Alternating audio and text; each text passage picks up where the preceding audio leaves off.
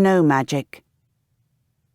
The city of Minneapolis is one of the coldest places in the United States. Winter there usually lasts a very long time. However, even in winter the area sometimes has warmer weather, and that means less snow.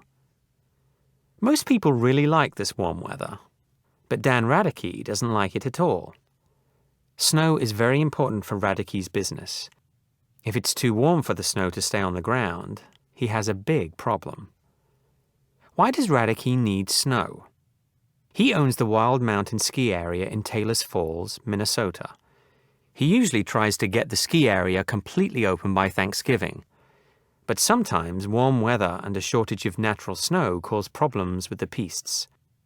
When this happens, Radeke can't open his ski area until late December. So when nature doesn't make snow, Radeke does. No, it's not magic. Radeke owns the largest snowmaking system in the area. He says, without snowmaking, we could probably never open, especially in a year like this. The fields are still brown. Snow has always been a very important part of Radeke's life. His family bought the Wild Mountains ski area 28 years ago. Since then, he spent nearly every day on the mountain. That experience has helped Radeke a lot. In addition, Radeke also studied mechanical engineering. The combination of these two things makes Radeke a specialist in making snow. He really understands snowmaking and the machines that do it. Best machine-made snow ever, he says of his machines. Look how great that snow is. Snowmaking is a kind of science, but it's also an art too. It's careful and detailed work. The person making the snow has to carefully measure the water, check the air temperature, and watch the wind. Radeke explains, if there's wind, it'll actually blow the water around and allow it to freeze before it hits the ground. That's why the snow guns are always high in the air. There are good things about both real and man-made snow. However, they are very different.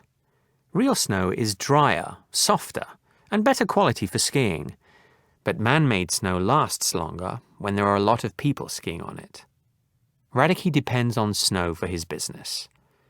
Because of this, he has some of the best snowmaking technology available. His newest machines are tall, thin poles called water sticks. Radeke selected them because they produce a lot of snow very quickly. They make a very soft snow, almost as good as snow from the sky. In one night we can cover this entire trail, he reports. They're great. That may be why Radeke has water sticks on half of the Wild Mountain pistes.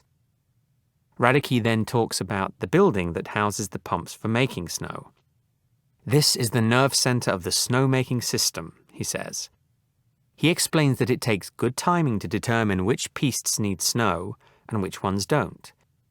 He adds that only 6 pumps control the water that goes through all the pipes.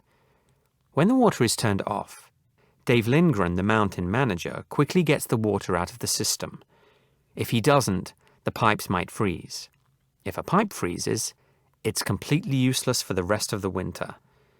As he does this, Lindgren also learns a good lesson. Just like all the skiers, he has to be very careful. It's easy to fall over on any kind of snow. Lindgren goes on to describe the water supply system for Wild Mountain's snowmaking operation. Snowmaking needs a lot of water all of the time. So where does all this water come from? This is where we get all our water, says Lindgren. He's talking about the water reservoir on top of Wild Mountain. It's a big system. The snowmaking process at the ski area needs 3,000 gallons of water every minute.